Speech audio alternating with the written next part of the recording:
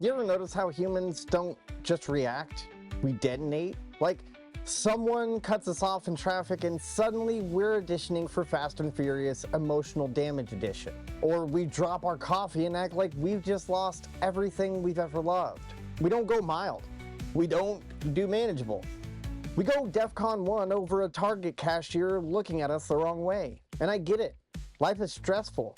But for some reason, humans love to take a minor inconvenience and treat it like it's a season finale cliffhanger. We're the only species that can burn dinner and question our entire existence in the same 60 seconds. Today, we're talking about why humans go to extremes, emotionally, mentally, socially, why your brain sometimes acts like dropping your phone face down is the same thing as losing your job. We'll break down the psychology behind why your brain loves drama, why all or nothing thinking is basically mental junk food, how dopamine, ego, and fear team up to make us overreact, and how to stop turning every inconvenience into an existential crisis. Before we jump in, drop a comment with your most ridiculous overreaction moment. You know the one. The time your brain decided to go nuclear over something stupid. Here, I'll go first.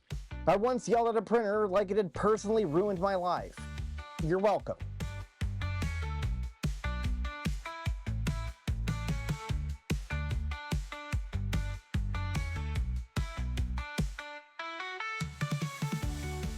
So why do we go to extremes? Why can't we just chill? Well, blame your brain. It's addicted to drama. Not because it's broken, but because it's lazy. See, your brain's job is to keep you alive, not keep you emotionally stable. It doesn't care about your peace. It cares about survival. And survival mode? That's black and white thinking.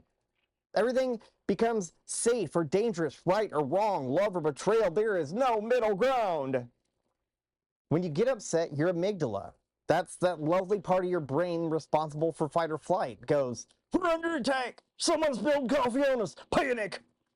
Meanwhile, your prefrontal cortex, the rational part that's supposed to handle logic, is like, hey man, maybe we just need a nap. But it's too late. The amygdala already pushed the big red button. Neuroscientists call this amygdala hijacking, when emotional responses override rational thought. Studies show it happens within milliseconds when we perceive threat or rejection, even if it's totally irrational. And here's the kicker. Our brains release dopamine during emotional intensity, good or bad.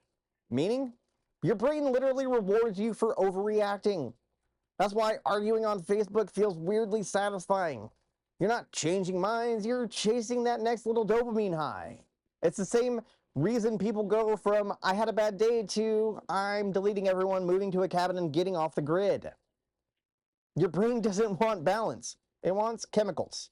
So yeah, your brain loves chaos, but there's more to it than that, because our identities get tangled up in that drama too.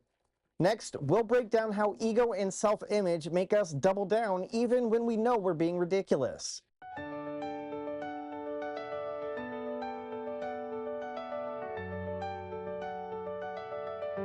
So your brain's hooked on drama chemicals. Cool. That's not the whole story. The other big player in this mess? Your ego. And not ego as in, I think I'm amazing, but ego as in, I think I am my opinions, my emotions, and my Spotify playlist. Humans love to tie their identity to things that should have never been personal in the first place. We don't just like something, we become it. We don't just say, I prefer an iPhone. We say Android users are peasants. I believe that.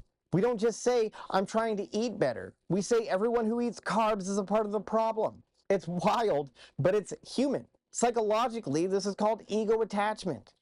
Once your belief or behavior becomes a part of your identity, any challenge to it can feel like a personal attack. Your brain interprets disagreement the same way it interprets physical danger, because identity equals safety. A 2016 study from the Proceedings of the National Academy for Sciences found that political or ideological challenges trigger the same neural regions that activate during threats to physical safety. So when someone questions your truth, Your brain literally thinks it's in danger, which is why people double down. They're not being stubborn for fun, they're protecting the self. It's why your friend can't admit why their favorite celebrity is a walking red flag. It's why your uncle still thinks Facebook memes are a credible news source. It's why you can't just say, I was wrong, because your brain doesn't want peace. It wants to win. And that's the thing. Between the brain's addiction to drama and the ego's addiction to being right, moderation doesn't stand a chance. But there's one more layer. The world around us is designed to feed that addiction. So next, we're breaking down how social media and society has turned our extremes into entertainment.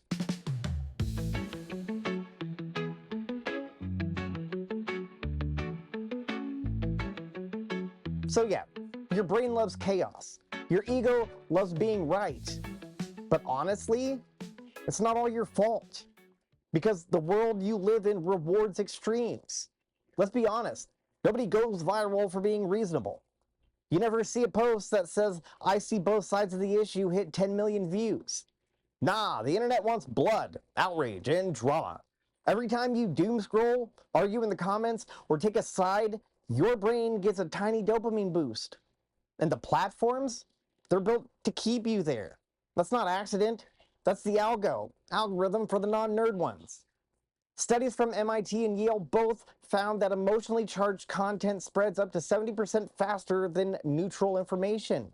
Outrage and shock light up your brain's reward centers, the same ones that activate from sugar, gambling, or cocaine.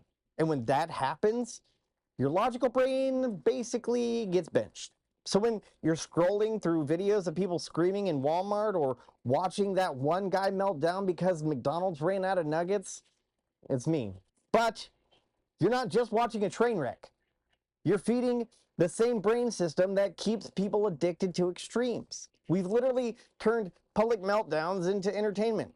Someone loses it in traffic, viral. A couple argues at Target, viral. A person says something mildly offensive in 2012, canceled, and viral. We don't just go to extremes, we monetize them. The worst part, we've normalized it. You're not being weird for being extreme, you're rewarded for it. The problem is that dopamine high comes with a hangover. And when it crashes, you're left wondering why you're miserable and overreacting to everything. So how do you stop? How do you break that all or nothing pattern and actually find balance without feeling like you're missing out on the chaos? Well, that's where we go next.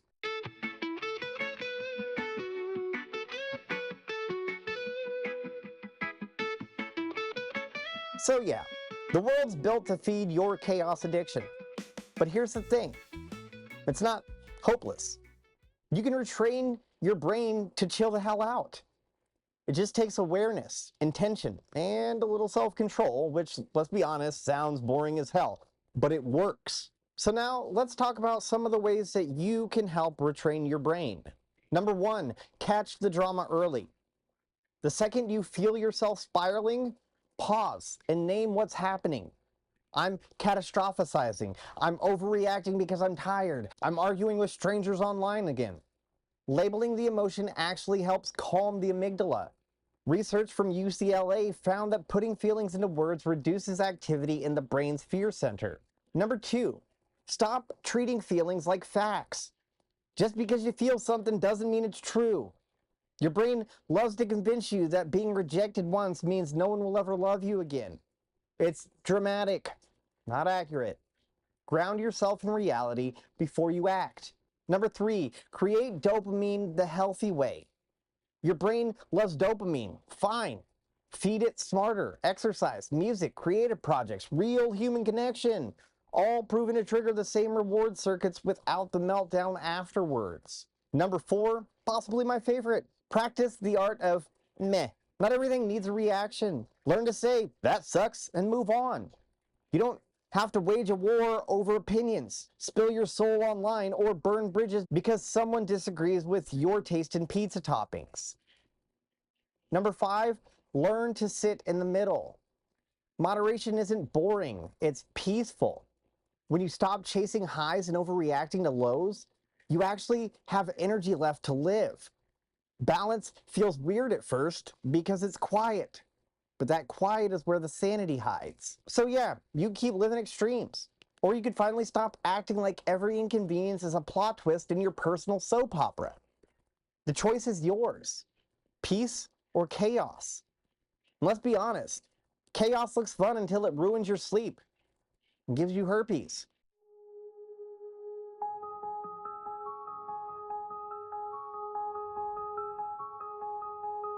You know what's wild? We talk a lot about how people have changed, but really our environment just caught up to how reactive our brains have always been. We're still running on prehistoric software, except now it's constantly being updated by push notifications and algorithmic chaos. But here's the thing.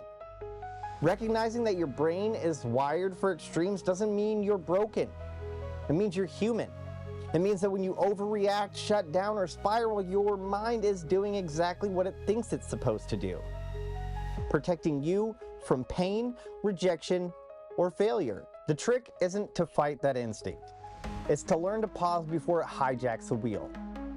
That pause, that's your power move. It's the difference between I just ruined everything and okay, maybe I just had a bad moment. It's the space where you get to rewrite the ending instead of reacting to the beginning. So the next time your brain goes full DEFCON 1 over something small, take a deep breath. Don't punish yourself for being reactive. Thank your nervous system for trying to help. Then gently remind it, hey, we're safe. We can handle this one. Because real emotional maturity isn't about never feeling intense. It's about learning not to let intensity run the show. And if this hit close to home, good. That means you're catching yourself mid-spiral. And that's where growth starts. Until next time, do you, but do it with love and affection. I'm Kyle Fields, and I'll see you next time.